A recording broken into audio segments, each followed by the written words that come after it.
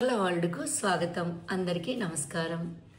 ఈరోజు మనం తెలుసుకునే కథ అత్యాశ పనికిరాదు. రాజు వాసు అనే ఇద్దరు స్నేహితులు ఉండేవాళ్ళు. ఇద్దరు చాలా మంచి స్నేహితులు. ఎప్పుడు ఎక్కడికి వెళ్ళినా కలిసి వెళ్తూ ఉండేవాళ్ళు. ఒకరోజు వాళ్ళు వెళ్తూ ఉంటే ఒక మామిడి తోట కనిపించింది. మామిడి పండ్లు తినాలనిపించింది. ఇద్దరు లోపలికి వెళ్ళారు. మామిడి పండ్లు తెంపుకున్నారు. తోటమాలి లేడు కాబట్టి చక్కగా మామిడి పండ్లు తెంపుకున్నారు. వాసు ఏం చేశాడు? 2, 3, 4 మామిడి పండ్లు తెంపుకొని ఓన్లీ తన పాయింట్ జేబులో పెట్టుకున్నాడు.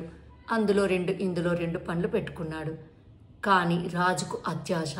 అతడు చొక్కా విప్పి చొక్కా నిండా కూడా పండ్లు పెట్టుకున్నాడు.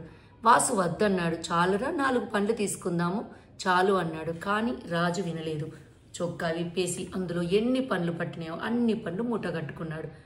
ఆ లోపలిని తోటమాలి వచ్చాడు. వాళ్ళని చూసి కొట్టడానికి వచ్చాడు. భయపడి ఇద్దరు పారిపోతున్నారు. వాళ్ళ వెనుక తోటమాలి పరిగెత్తుతున్నాడు. వాసుకు 4 పండ్లు కాబట్టి బరువు లేదు, చక్కగా పరిగెత్తుతున్నాడు. ఇతనికేమో చొక్కా నిండా పండ్లు. ఆ పండ్ల మూటను పట్టుకొని పరిగెత్తేసరికి ఆ బరువుకు పరిగెత్తలేక వెనుకపడ్డాడు. తోటమాలి వచ్చి రాజును పట్టుకున్నాడు. 4 తగిలించాడు. అప్పుడు పండ్లన్నీ తీసుకున్నాడు.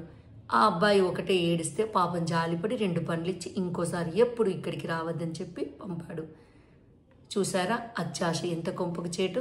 వాసు చక్కగా 4 పండ్లు తీసుకున్నాడు. ఆశపడలేదు. ఆ పండ్లతోని చక్కగా పరిగెత్తగలిగాడు. దెబ్బలు తినలేదు.